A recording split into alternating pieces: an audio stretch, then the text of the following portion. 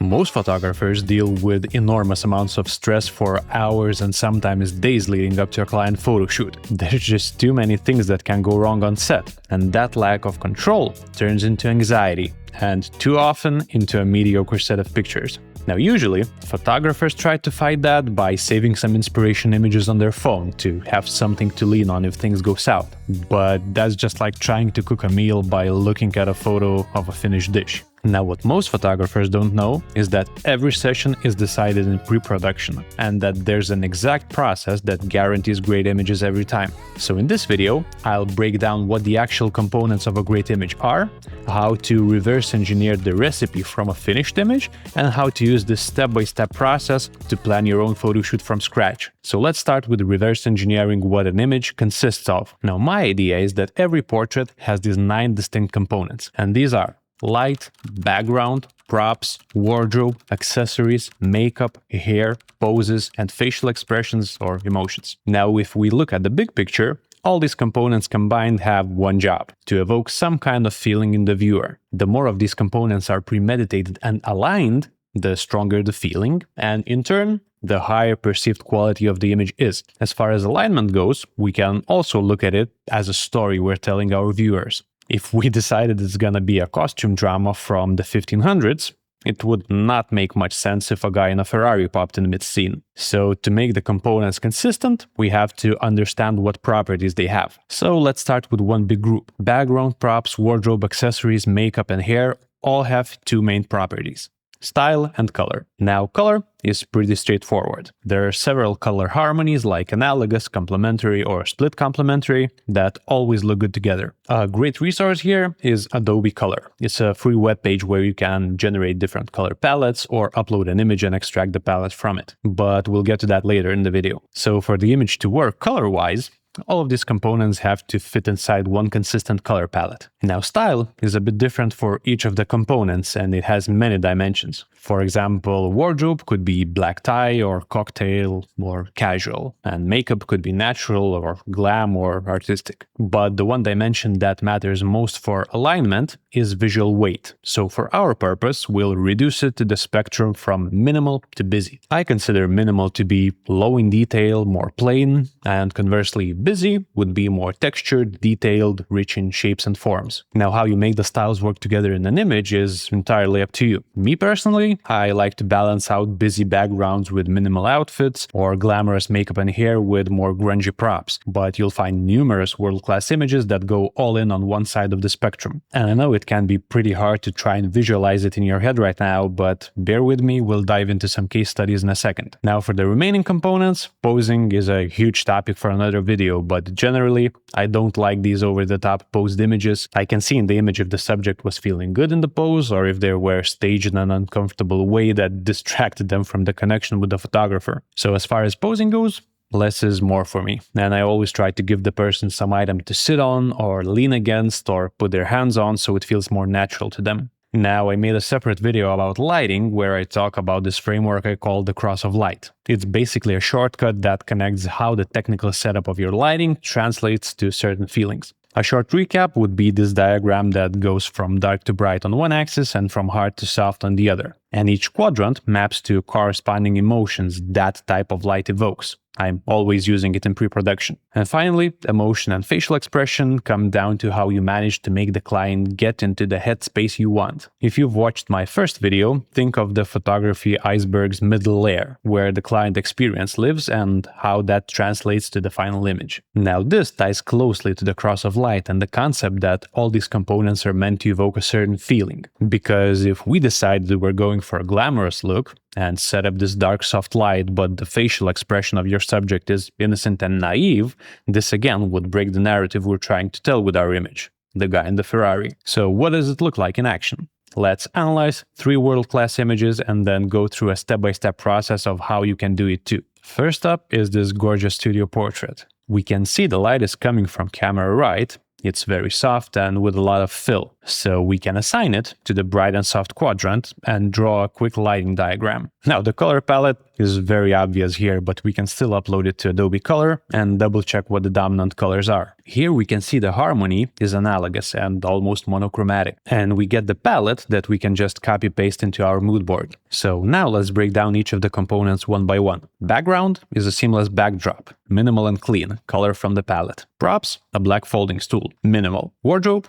a full suit with a matching button-down shirt and leather ankle boots as an accent piece. The jacket is draped over the shoulders instead of worn, which adds some editorial edge. Accessories, a golden bracelet, very minimal. Makeup and hair, again, minimal, natural. And the pose is commanding. This open hand gesture, the upward gaze off to the side, the jacket over the shoulders. He's deliberate, almost statuesque, which fits perfectly because every component is pushing in the same direction. Bold color, clean background, minimal everything else, and then the strong composed presence of the subject. Now that you've seen how the process works, I highly recommend you do this step-by-step analysis on your own, picking the images you love. And to save some time, I'll skip some steps going forward and focus on what makes each of the next two images work as a whole. So for the second image, the light is very soft and bright, feels like natural daylight. Bright and soft on the quadrant, maybe a large window camera right and some kind of fill on camera left. Colors are complementary.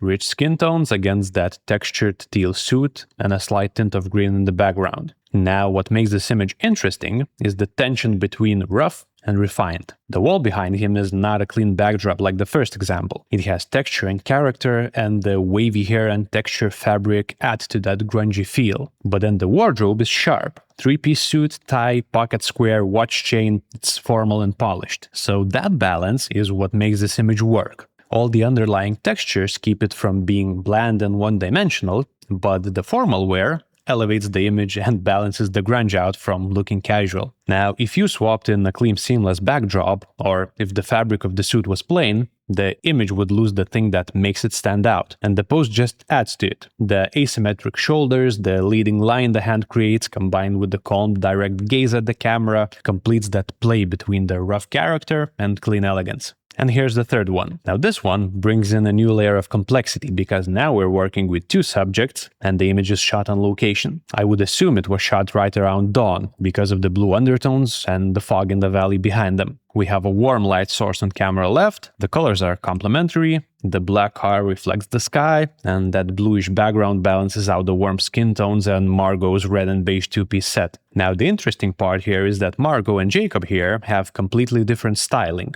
He's minimal. Black suit, open white shirt, one bracelet, and she is busy. Patterned two-piece, statement necklace, earrings, messy and natural hair matching the windy hills. And yet it works, because the contrast is deliberate and it extends to the posing as well. She is looking straight at the camera. Her posture is strong and forward. And on the flip side, his eyes are down, the look on his face is melancholic, his body is slouched back. So the photographer is leaning on the contrast between the pair to create narrative. Minimal versus busy, forward versus back, engaging versus withdrawn. And every component reinforces the same dynamic, intentionally. So how can you apply this to your next photo shoot? Do a proper pre-production, building a mood board on the wireframe we just used. You can download this exact template for free and follow along. Link is in the description. So we'll start with the subject. Who are they and why do they want a photo shoot? Let's imagine the client is a woman in her 30s that is building a lifestyle personal brand,